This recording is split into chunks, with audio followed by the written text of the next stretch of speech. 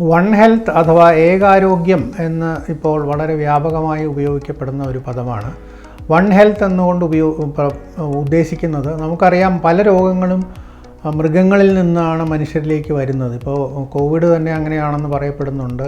അതുകൂടാതെ തന്നെ നായ്ക്കളിലുള്ള പേവിഷബാധ, നിപ്പ, അങ്ങനെ പല രോഗങ്ങളും മൃഗങ്ങളിലുണ്ടായിട്ട് അതിന് രൂപാന്തരം വന്നിട്ടാണ് മനുഷ്യനിലേക്ക് പ്രവേശിക്കുന്നത്. അതുകൊണ്ട് തന്നെ ഇതിനെ എതിരിടുന്നത് ഒറ്റ ഒരു